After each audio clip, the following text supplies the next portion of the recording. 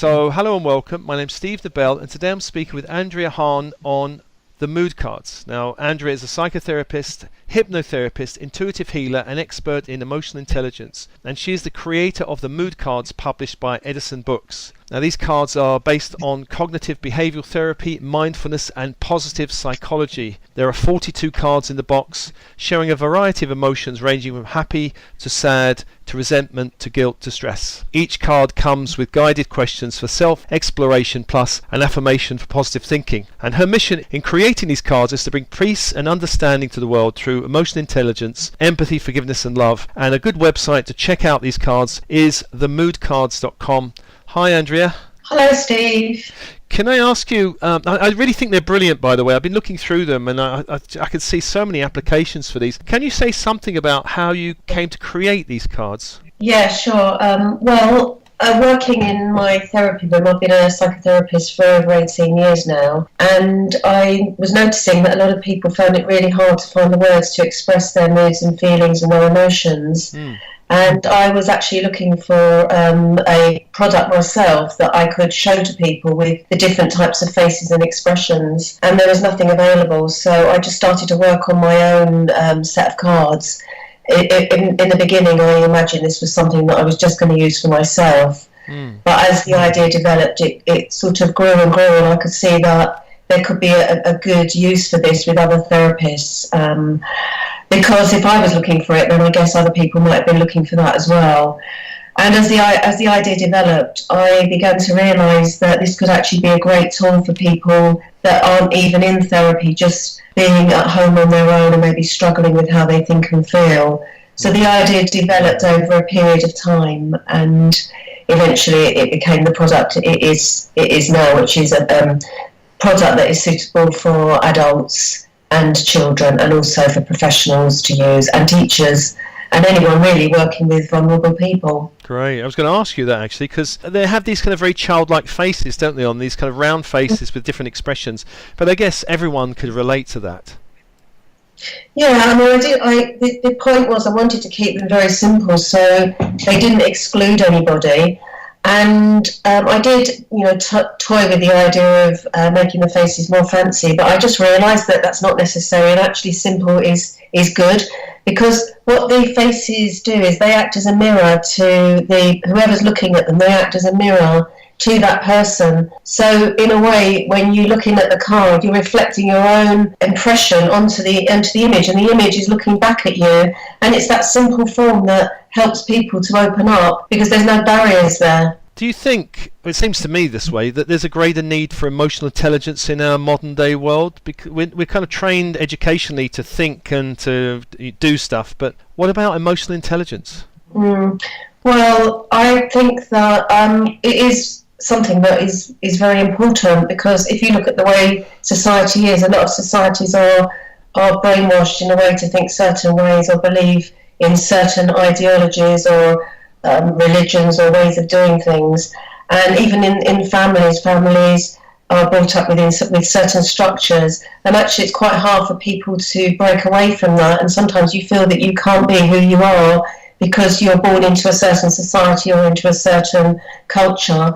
And what the mood cards does is it helps you to think for yourself. So they can actually be quite challenging to a person using them, because it actually gets you to really think things through, and that might go against what you've believed ought to have always been the way that you've seen life or thought about life. And really understanding it through emotions is a great way to do it, because emotions is what drives us. We drive on our emotions, our moods influence the way we behave, and of course having emotional intelligence can help us to understand who we are and have better relationships with people, because if we understand, especially when things go wrong, if we can understand what it was that happened to us in that process of things going wrong or maybe going right, then we can look at how to make things better in relationships, or having better connections with people and more understanding. So yeah, emotional intelligence also opens up self-awareness, and it opens up empathy and deeper connection. That has to be a good thing for all societies. Yeah, no, I come from a averagely neurotic British family, it's my background, and certain emotions felt almost like taboos. There were certain feelings that just would not seem to be allowed. Do you think that's kind of a general thing for a lot of families? Well, I think that sometimes people aren't given the opportunity to express themselves and feel that they're being listened to. So, for example, if you were feeling a certain way and you were wanting to express that, but you weren't given that space to express it, and you didn't feel you were being listened to, then in the end you just begin to climb up and hold all those emotions in, and that's how that's why people have problems with mental health, because they're not able to express themselves properly. They're not able to be heard and to use other people to bounce ideas off. That it can feel for some people that there's no point in telling anybody how they feel, or if they do tell somebody, that they're going to be talked over or told that they're wrong. So yeah, it's good to be able to express yourself and to give a person the chance to listen to you and you to listen to them. And that's really why I wanted to create the cards, because I wanted to bring an easy way really for people to look at how they're feeling and to have conversations with others. So for example, if you're using the card with a friend or with your partner, or maybe for a parent using it with a child, the questions on the cards actually allow people to open up, because it's not the person asking the question, it's the card that asks the question. So it does allow people to open up and answer in an honest way, hopefully be listened to. Well, I never really thought much about the difference between a mood and an emotion, but I guess there is one. What's the difference? Well, a mood, both of them are temporary, so nothing's permanent. So, for example, if you wake up and you're feeling angry when you first wake up, by lunchtime, you may feel quite happy because your day's going well. So I would say that you could wake up in a bad mood, but you could be in a good mood later on in the day if something good happened. Yeah. Emotion, I think, is more instinctual. So it might be when somebody does something and you immediately go into a feeling of hurt or disappointment, and you feel that in your body. So it's more of an instinctual biological response. But to be honest, moods and emotions, there's a crossover in both of them, and they're both they're both doing the same thing, except that I would say that a mood can be longer lasting, and emotions tend to come and go. Yeah. Now, your cards are based on CBT, mindfulness, and positive psychology. Can you say something about how all this works together? How have you woven all these different things together? Yeah, okay. Well, really, the cards are a reflection of how I work as a therapist. So I'm an integrative therapist, and many therapists will be working in an integrative way. So you learn lots of models when you study to become a therapist and a counsellor, but you never would just stick to one model anyway, because life's not like that and people aren't black and white, so it wouldn't work that way. So really what I've done in the cards is the cards are a reflection of how I work. So for example, with the mindfulness, it's really about paying attention to the mood or emotion that you feel. Not trying to push it away, but just looking at it and sitting with it for a while, and being able to accept, yes, this is me, or this is how I feel. And that's really important to do that, because if you don't do that, then you're just burying it and pushing it down, or fighting it or resisting it. And then the CBT, which is the cognitive therapy, is a really useful way to break down problems and look at how your thinking might be affecting the situation. So, for example, some people have what I call like a negative script. They're always, everything, about them tends to be, it might be, nothing's going to work, people won't like me, I've got no friends, I'll never get that job, things don't go my way. That would be a typical negative script. So what CBT aims to do is look at how a person thinks about a problem, and then break it down and see, is that actually true? Where's the evidence for that? Okay, if that is the case, what can you do to move forward from that? So it's quite a structured process. CBT is quite structured, but it aims to move somebody from thinking negatively about a situation to being able to see different perspectives, and hopefully to come out seeing a brighter side or a learning that you can take forward. And then the positive psychology is more to do with changing mindset, having positive thoughts, thinking about life, thinking about life in a more positive way, and that also includes, on the cards it is about the affirmations and being able to give yourself positive statements, because a thought is just a message that we give ourselves, and it's just as easy to give ourselves a nice thought or a helpful thought than it is to give ourselves a bad thought or a negative thought. But it does take a practice to learn how to do that. So I have separated the cards out into 3 different areas of working on the cards. And usually what I would suggest is that people start with the mindfulness, which is looking at the image. And there are also statements and little words on the front of the image which you can work with as well. And then moving on to the 3 questions, which is the CBT, and then eventually moving on to the affirmation. So why I've done it in that way is because I found that a lot of my clients were looking at positive affirmations and saying that they didn't work for them because they hadn't really moved to that point where they could say the positive affirmation, because there was still work to do. There was resentment or hurt or disappointment or trauma that hadn't been worked through. So if you can imagine, if you've been through a trauma or something really difficult, saying something like "I really love myself," it's like sticking a plaster on top of a huge wound. So you've always work through the wounds and the injury before you can come out and put and give yourself the positive affirmation and actually feel, yeah, this feels right for me now. Yeah, I guess these cards have a wide range of applications, from schools to therapy sessions. Can you say something about the kind of applications you envisaged for these cards? Well, when I first created the cards, I didn't really know. I sort of did it intuitively, and I went through the whole process of the creation of them, and I hoped that they would reach the right people. So my intention was these cards will reach the people that need these cards. But I didn't really know at the time. I couldn't have imagined at the time how wide this would reach. It's actually amazing, and the publishers have done an amazing job of also making sales on the cards, and I think they're in about 14 languages now already, just in 3 years, which is incredible. So I know from the feedback I get from people that they are being used, at the moment I know that they're being used by therapists, psychologists, counsellors, they're being used in hospices, they're being used in children's homes, they're being used in youth projects for kids that are on probation or kids that are getting into trouble. They're being used in schools. They're being used by mental health workers. There's lots of places, and schools as well. Junior schools and primary schools. I'm really happy that they're reaching into schools as well, because that's such a good place to be teaching children about emotions. Because when schools talk about results, SATs results and other results, well, so many kids don't do well at school because there's so many emotional problems going on.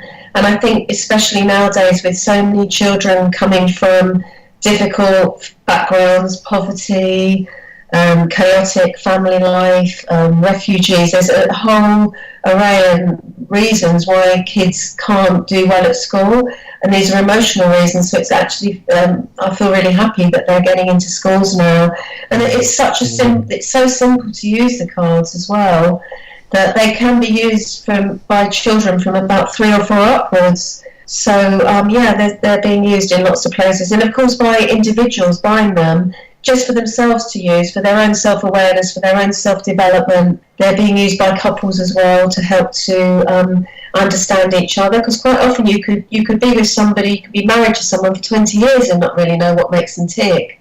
But somehow using the cards, the questions on the cards, gets people to open up in a way that they might have never opened up before. So it does deepen connections. Great. Now I've picked 4 cards just to give people a flavour of this, and let's go through them. The first one I've picked is this probably universal emotion, anger, with a big red border with a grrr around it, and this kind of round face with a kind of grimace. Can you just take us through this card? Yeah, sure. So, well, and you're right. I mean, anger is something we all feel, isn't it? I know that I felt angry a few days ago, and it did take me a while to process that. But what I noticed in my own anger was that it was me that was really suffering. So the aim of the card is to actually help people to see, well, what is it that's actually causing you to feel angry? Because when you talk about what it is that's made you feel angry, sometimes you can even laugh about what made you feel angry, because it doesn't always sound that serious when you speak it out. So the first question, what is causing you to feel angry, to actually pinpoint what is the problem here. Is it something simple like somebody pushed in front of you in a queue, or is it more of an anger that somebody's done something terrible to you? So it's about putting things into perspective. And the second question on the card is, how is your anger affecting you and those around you? And I think that's an important question, because when we hold on to anger, it's us that suffers, isn't it, Steve? We're the ones that are feeling knotted inside. So also thinking about that question, how is it affecting you? How does it affect you physically? Are there knots in your stomach? Are you clenching? Are you getting hot? Also, what's your behaviour like? Because when you're angry, it might be affecting others around you. So it gets you to think through actually what is happening when I'm angry. How many people are affected by my anger? And then it asks, what could you do differently? So that would help people to think, well, maybe I should walk away, or go for a walk, or do some deep breathing, something like that. And also, the third question, are there possible explanations? So that question helps people to look at, maybe see the other side of things, look at things from other people's point of view, or perhaps just check out you're not making assumptions. Yeah. And then the affirmation is about being aware of the anger and knowing that will pass, so it's not a permanent state. The second card, acceptance, with a blue border this time, a bit of a different face, with a statement at the top, I take life as it comes, there are some things you just can't change. Acceptance. Yeah, so should I do this card for you, Steve, and that might help you? Yeah, okay. Yeah? So, I'm just wondering, the first question I might ask you is why you chose this card, acceptance. Well, it seemed to be a nice follow-on from the anger, or kind of difficult. I kind of chose a difficult one and then a nice easy one. And acceptance to me seemed one of those things, something I work on a lot. There just really are some things you can't change. Of course, there are some things that you can do things about. So this card really, for me, is about self-acceptance and accepting external things around me which I might not like particularly. Okay, so and the question on the back, the first question is, what does acceptance mean to you? Because it will mean something different to everybody I've asked. Yeah. But what does it mean to you, Steve? The acceptance as a concept, what does it mean to you? It means accepting the parts of myself I might not like very much. For example, my vulnerability. I might not like feeling vulnerable, but just accepting that I do have these different aspects of myself, and to love all of those parts, or accept all of those parts of myself, and also accepting what I consider, I would say, difficult people, trying to accept them, that's the way they are, rather than trying to change them. So it actually leads me to feeling much more happier during the day doing this kind of practice.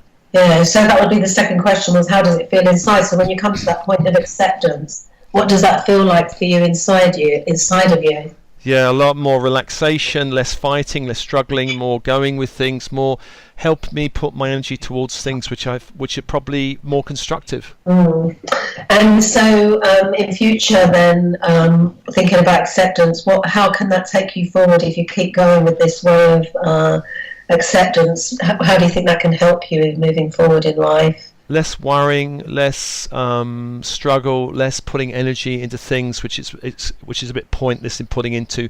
So it makes me more productive in a way, because I'm actually choosing to put my energy into things which can be moved forward, rather than stuff that's just kind of almost like banging my head against the wall.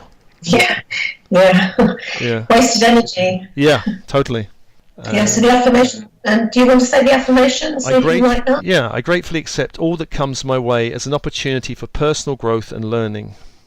That's nice. Yeah, I like that one. Very nice.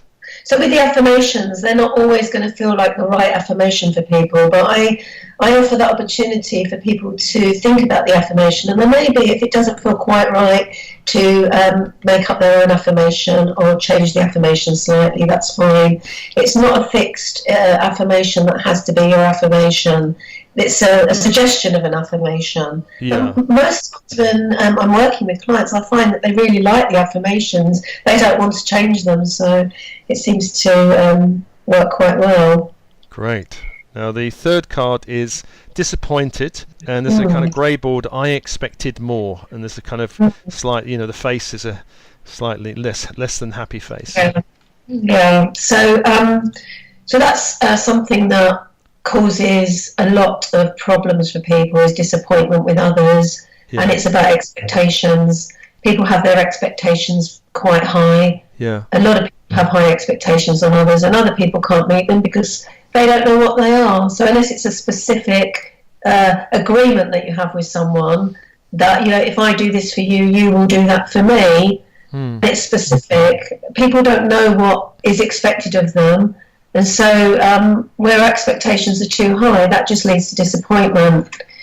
But nevertheless, when people are feeling disappointed, it's important for them to be able to express it, and not just, not just to have the answer that I shouldn't expect so much. Because if you're feeling disappointed, you're feeling disappointed. And it's important to be able to express why. So the first question is, why are you feeling let down? Why are you disappointed?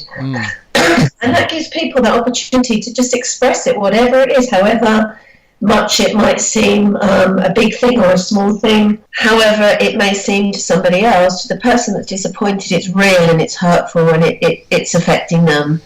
So the first question gives people the opportunity to talk about the disappointment. Who's let you down? How do you feel? And to also be empathic with, if you are working with somebody else on this, let them express themselves, be empathic, be kind, be compassionate. This person's hurting, they're disappointed. So, when they've talked about that, then you can talk about expectations. Were your expectations realistic? Did you expect that to happen? That gives people that opportunity to think, well, actually, maybe I was just hoping for something that was never going to happen anyway, or perhaps this is just a typical, that this person always does this, and why am I surprised? Do you see what I mean? Yeah. It helps people put it in perspective. And then the third question is, what can you do to make sure that you no longer let events or behaviour of others affect you? So in that way, it might be, well, I know this person always cancels me at the last minute when we have arrangements. So what can you do to no longer let that affect you? Well, I won't make arrangements with that person, or I will do this, or I will do that. So it's quite a logical, practical step that people can begin to take, because it's about empowerment really as well. Empowering yourself and not being let down by others, but actually being in control of the situation, deciding how you're going to manage it and how you're going to be in control, so you don't have to be let down by anybody. Great. Now the last card is forgiving, a nice green border, slightly more smiley face. We all make mistakes. This is obviously a much more optimistic and healing card, isn't it? It is. I mean, would you like me to do this one with you, Steve, and ask you the question? Sure, okay. Okay, so do you believe that we all make mistakes? Yes, totally. Yeah. And so the first question is, how easy or hard is it to find forgiveness in your heart? Well, to answer this one, being in the spiritual world, I should say it's very easy, but I'm not going to say that it's always very easy. I've noticed in myself that actually I need to feel everything in myself completely before I can ever come to a point where I can let it go or forgive it. I can't do it immediately. It sometimes takes me a day or two, if it's very strong, to just process all the stuff inside of me, to come to a point where I know, okay, I felt it all fully. I need to feel it fully, what's going on, and then not necessarily express it without feeling it. When I've come to a point of neutrality, then I find it's okay, but I have to go through the process first. Yeah, I don't think that's quite understandable and normal and perfectly acceptable to do that, because we're human, aren't we? And if we're hurt by someone, then to just forgive somebody straight away. I don't know that it might happen, but I guess it depends how hurt you are by someone or what they've actually done. To think about forgiveness straight away, would that be saying that, well, it didn't matter or you weren't bothered? If you weren't bothered, it wouldn't hurt you that much, but if you are bothered, then yeah, it's normal to want to take that time to process. But forgiveness isn't forgetting. There's a difference between forgiving someone and forgetting what you can still remember what somebody's done, but you might come to that point where you can forgive them. Because actually forgiveness helps you, and when you do forgive, how do you find that it helps you when you can forgive someone? Well, I like the saying "forgive but not forget." I think, as you said, I think it's important because there are lessons in life that we can learn from even difficult experiences, rather than just go, "Oh, I'll forget about it." So I think, what's the learning in this? How can I learn and grow? And forgiveness kind of lets go of the hard edges of it, lets go of the kind of angst of or the story of it. So for me, forgiveness is letting go of the story, but absorbing the lessons. I've found, in my life that I've learned so much from the hard knocks as much as from the lovely hugs. You do learn from those. So I think it's letting go of the story of it that keeps us bound in the pattern of it, or maybe recreating it. Also, I think it's similar to the anger card as well. When you're not forgiving somebody, what you're holding on to is anger or resentment or hurt, all of those negative emotions. You're the one that suffers when you're not forgiving. When you can forgive and let it go, actually it frees you up, it frees your energy up for better things and more important things. It's a sort of letting go, it's a cleansing, isn't it, forgiveness? Totally, really, it feels like a weight has gone. Exactly. It moves you out of conflict, because when you're not forgiving, there's some level of conflict there, isn't there? So I've got a fair amount of Scorpio in my chart, so I can understand the power of this card. Scorpios don't find it easy to. I'm not a Scorpio sun, but I got a lot in there, so I have to really feel the angst of it, and then I'm okay. Then it's fine. Yeah. Just to say as well, Steve, that this first box, the mood cards, was also the colours on the cards relating very much to the chakras as well. Oh right. When I created the cards, I had to sit with all of these feelings. In fact, this is a bit of my personal journey here, because every one of these cards, I couldn't just sit and write it and create it. I had to actually go through all of these emotions, and when I was going through them, it was. I connected to where I felt the emotions in the body, and that helped me to connect with the colours of the chakras and see where those emotions are held. And it was a whole process for me, really, Steve, going through and creating these cards. It was quite hard to observe them in the beginning, because it just felt like... I guess that makes them more powerful, doesn't it? It was really powerful. It was powerful, yeah. It was. I had to go through everything myself. That's why it took a long time to create them. I've let them go now. It took me a long time to feel that I could let them go. But now I've let them go emotionally, and they're just doing what they need to be doing. They're out there in the world. Well, I highly recommend people to check these cards out. The Moods cards, published by Eddison Books. Andrea, thank you so much for speaking with me. And thank you.